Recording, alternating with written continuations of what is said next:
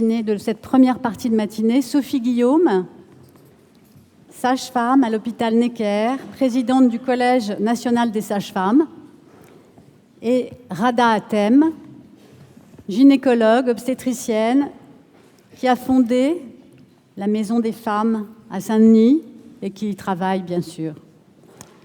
Je voulais juste vous dire, avant qu'elle ne commence, que tout à l'heure, après le déjeuner qui va être très très court, si vous avez envie, il va y avoir une expérience très intéressante, passionnante, qui va sûrement vous plaire, une expérience de méditation avec une superbe violoniste. Tout ça se passera à partir de 1h10 jusqu'à 2h moins le quart. Donc si vous avez envie d'y participer, d'y être, parce que c'est une expérience avec la salle. Donc je vous demande de vraiment ralentir, de raccourcir votre déjeuner pour revenir un petit peu plus tôt tout à l'heure. En attendant, à vous, les présidentes. Bonjour à toutes et à tous. Merci Muriel, merci René de nous avoir confié la présidence de cette première table ronde. Alors j'ai pas rêvé, moi, cette nuit, j'étais un petit peu en colère et tout ce que j'ai préparé pour ouvrir cette session va se résumer à la lecture d'une citation extraite du Seigneur des Chaluts, la saga des Limousins en 967 jusqu'à 999, qui a fait l'objet de l'ouverture hier au Collège national des gynéco-obstétriciens sur leurs recommandations sur le périnée, qui sont d'ailleurs très bien. Mais les femmes, c'est comme les juments. Celles qui ont de grosses hanches ne sont pas les plus agréables à monter, mais c'est celles qui mettent bas le plus facilement. Donc, je crois que cette session est hyper importante. Merci d'être tous là et nous allons commencer par Frédéric Chiche, gynécologue, chirurgien gynéco, accoucheur à l'hôpital américain, ancien responsable de pôle de la santé de la femme et de l'enfant. Merci à vous. Bonjour. On se voit pour la première fois, n'est-ce pas? Vous pouvez vous asseoir là, posez vos affaires ici. Vous avez attendu longtemps, je suis en retard? Oui, mais vous comprenez, avec mon métier, j'ai des urgences, le bloc opératoire, la salle d'accouchement. Parfois, cela n'attend pas ou parfois, cela est très grave. Qu'est-ce que vous faites dans la vie? Vous avez quel âge? Vous avez des enfants? Vous désirez en avoir? Ah, vous avez une lettre pour moi. Donc, vous consultez pour des douleurs très invalidantes pendant les règles et les rapports sexuels. Depuis toujours, je veux dire, quel que soit le partenaire, il n'y a jamais eu d'examen, jamais d'échographie, jamais d'IRM. Vos règles sont abondantes, avec des caillots, douloureuses. Combien de temps? C'était quand la dernière fois? Est-ce que vous perdez du sang, parfois dans vos urines, dans vos selles? Avez-vous des douleurs ou des difficultés lors de la défécation? Pendant les rapports, vous avez mal? Dans toutes les positions ou plutôt dans certaines? Pardon, mes questions vous gênent, mais je suis désolé. Ce que l'on suspecte, c'est une endométriose grave, stade 4, la plus élevée. Alors ça fait partie de l'interrogatoire. Bon, puisque mes questions vous gênent, déshabillez-vous là. Vous vous installez sur la table, les fesses au bord, les pieds dans les étriers, je vais vous examiner. Alors, puisque nous sommes entre nous et qu'on va parler d'intime, je voudrais que les dames qui sont dans cet amphithéâtre, qui se sont imaginées nues, allongées sur la table, les fesses au bord de cette même table et les pieds dans les étriers, lèvent la main. Oui. Eh bien, je vais vous dire, ce que je me suis amusé à vous faire subir, ce n'est pas l'expérience d'une consultation de gynécologie, mais c'est l'expérience de 1000 grammes revisitée. Car chaque consultation de gynécologie, encore aujourd'hui, est comme une expérience de soumission à l'autorité. Mais rappelez-vous, dans l'expérience de 1000 grammes, c'est l'expérience qu'on retrouve dans le film I comme Icare, Ce qui sert de protocole d'expérience, c'est la douleur du sujet électrocuté. Ici, j'ai mis en scène l'intime imposé de la consultation, puisque c'est le thème de cette session ce matin. Je l'ai mis en scène pour pouvoir le questionner.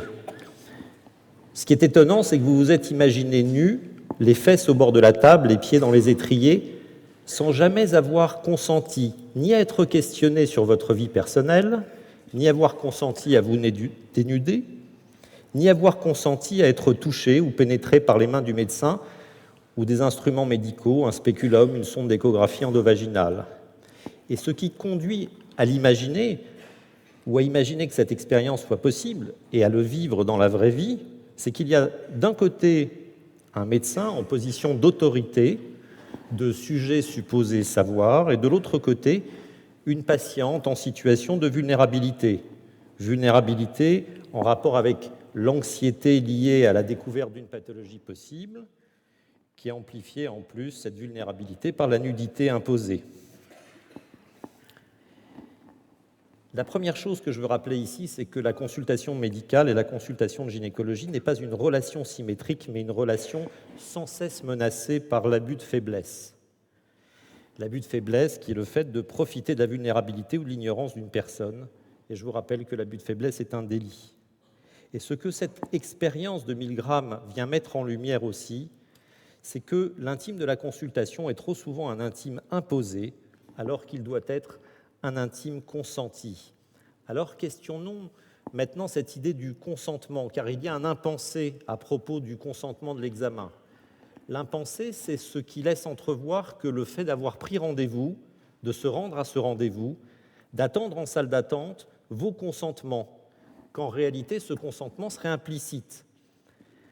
Or, le consentement de l'examen gynécologique ne peut pas être implicite puisqu'il doit être éclairé, c'est-à-dire être obtenu après explication du pourquoi, du comment de l'examen, et il n'est pas définitif. Consentir, c'est avoir la liberté de choisir et la possibilité de dire non. Et donc, ce consentement peut être retiré à tout moment. L'intime de la consultation n'est pas un intime imposé, mais un intime consenti, un donné à entendre, un donné à voir éphémère, dans un lieu, le cabinet de consultation, et en un temps donné, le temps de la consultation. Le piège, c'est que cette consultation se poursuit désormais souvent de manière virtuelle par l'échange de mails, par l'échange de SMS, parfois par des échanges sur les réseaux sociaux, de textes, d'images. Il est devenu très fréquent qu'une patiente adresse des photos d'une cicatrice, d'un périnée.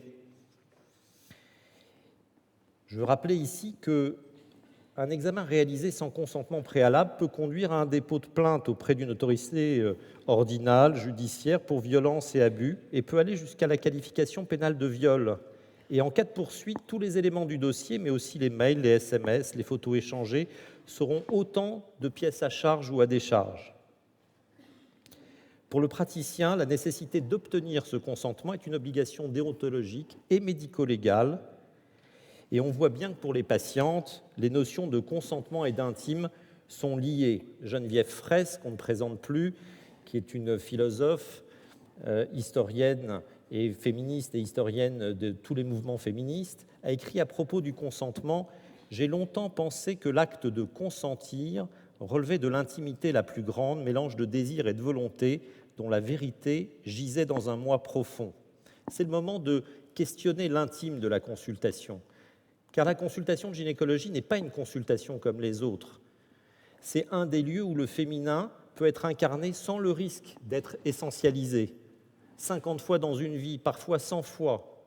Et c'est très étonnant, la diapositive que vous avez mise en exergue de cette session est très étonnante, ce qui a été présenté hier au collège, parce qu'on se rend compte que finalement, ce lieu hautement symbolique de la consultation de gynécologie, c'est encore un endroit où peuvent apparaître des attitudes sexistes, des mots sexistes, des mots ambigus, alors qu'en réalité, c'est un endroit qui a permis, dans les générations précédentes, et qui a contribué à l'autonomisation des femmes, parce qu'on y parle du corps féminin, on y parle des premières fois, premières règles, premier rapport, première grossesse, première fausse couche, première naissance, puis de toutes les autres fois aussi. On aborde aussi l'absence de désir de grossesse, le renoncement à une grossesse débutante, l'angoisse de la découverte d'une endométriose, d'un cancer du sein. Et c'est une consultation qui se joue en permanence sur une ligne de crête, car la consultation de gynécologie, qui est une consultation à propos de l'intime, n'est pas une consultation intime. Être en charge d'affaires intimes oblige d'avoir sans cesse à l'esprit 1. La prévention de l'abus de faiblesse, 2. L'obtention d'un consentement éclairé, 3. La bienveillance, 4. Une juste distance et 5. Évidemment, comme toujours, le respect du secret médical. Et ne pas avoir cette obsession constante, c'est s'exposer à un risque de poursuite ordinale, médico-légale, judiciaire et à un risque réputationnel qui va croissant. En sortant d'une consultation, les patientes désormais publient fréquemment un avis ou dénoncent dans Google, sur Twitter. Certaines enregistrent les consultations à l'insu d'un médecin, publient des photos ou des vidéos sur les réseaux sociaux et mettent en cause le médecin concerné. Et le seul fait que l'intention du praticien soit bonne ne suffit plus. Le mélange d'intime de cette consultation, de bienveillance, d'empathie et de vulnérabilité de la patiente est un cocktail dangereux. C'est une matière explosive qui impose d'interroger sans cesse la question de la juste distance. Ce d'autant qu'avec le temps, consultation qui s'étend sur la durée d'une vie, accompagnement des bonheurs, traversée des drames, il y a une transformation silencieuse qui s'opère. Il y a un lien qui se crée entre le gynécologue et la patiente. Difficile de trouver en permanence cette bonne distance. Difficile, pour reprendre les termes chers à Belinda Cannon, d'être en permanence dans la neutralisation du genre, alors que finalement la consultation de gynécologie, c'est un espace sexué par excellence. Alors, je voudrais dire un mot à propos des violences gynécologiques ou de la dénonciation des violences gynécologiques. Je pense que le président de notre collège n'a pas compris, et certains autres le suivent, que nous vivons à un moment très singulier dans l'histoire du féminisme que Camille Froidevaux-Métry appelle le tournant génital du féminin. Et c'est un moment où on voit se coaguler l'affaire Weinstein, la dénonciation des violences gynécologiques et obstétricales, la diffusion d'informations sur l'endométriose, sur le clitoris, c'est-à-dire un moment de l'histoire de la féminité où le corps revient sur le devant de la scène. Le corps a très longtemps été, dans les luttes féministes, mis en arrière de la scène pour éviter aux femmes d'être essentialisées et réduites à une fonction maternelle. Et malheureusement, en se braquant devant cet amalgame, faute de l'avoir compris, notre profession actuellement rate l'occasion de réinventer la consultation, ce que l'on commence à faire ce matin en revisitant ces notions de consentement et d'intime, de bienveillance, de juste distance et de vulnérabilité. Mais qu'on devrait absolument poursuivre en se posant les bonnes questions. La nudité dont Toby Nathan a parlé est-elle une condition absolument nécessaire et indispensable de l'examen gynécologique ? Le toucher vaginal doit être-t-il systématiquement pratiqué, quelle que soit la demande ? La disponibilité d'un appareil d'échographie rime-t-elle toujours avec celle supposée d'un corps féminin pour finir par imposer cet examen en routine ? Une telle réinvention serait l'occasion de prendre conscience de la transformation de la nature des demandes de consultation aussi, la spécialité devenant de plus en plus une médecine du désir et une médecine du risque, de la transformation des usages, prise de rendez-vous en ligne, continuum dématérialisé de la consultation. Ce questionnement devrait être aussi l'occasion de se préparer à une rupture qui est en train de se produire, qu'on appelle une rupture épistémologique. On va passer dans une phase de transition entre l'évidence base médecine, qui considère chaque sujet comme un sujet moyen, à la médecine du big data, qui va nous permettre de reconsidérer chaque sujet comme un sujet singulier, et donc son intime au premier plan. Alors il est temps de conclure. Être ici, revenir ici, grâce à vous, chers Muriel Flistrève et René Friedman, à la faculté de médecine, c'est avoir la chance de se rappeler et de se retourner. Il y a 25 ans, j'enseignais ici en tant que chef de clinique. Je consultais à l'assistance publique dans un hôpital pavillonnaire qui avait conservé du passé le carrelage au mur, les paillasses des salles de consultation, des tables d'examen aussi rudimentaires qu'inconfortables. Là où je consultais, il y avait deux box de déshabillage pour chaque consultation. Les patientes se présentaient nues, même la première fois, la lettre du correspondant à la main. Heureusement, c'était hier. Aujourd'hui, les 2 box de déshabillage ont disparu, la demande a été souvent reçue par mail et le huis clos intime de la consultation est encore conservé. Qu'en sera-t-il demain ? Assisterons-nous à la fin du huis clos, la présence systématique d'un tiers lors de la consultation ou de l'examen, au remplacement des consultations et de la clinique par des téléconsultations, faute d'avoir repensé l'intime, ou peut-être au contraire que nous nous souviendrons de ce jour de décembre où nous avons colloqué ensemble à propos de l'intime, poussant la réinvention jusqu'à l'art de ne pas passer à côté de la demande. Car chacun sait en effet que la demande de la patiente ne se réduit pas à son énoncé, la demande latente est souvent cachée derrière la demande manifeste, et c'est là que commence le véritable intime de la consultation de gynécologie. Je vous remercie. Merci beaucoup.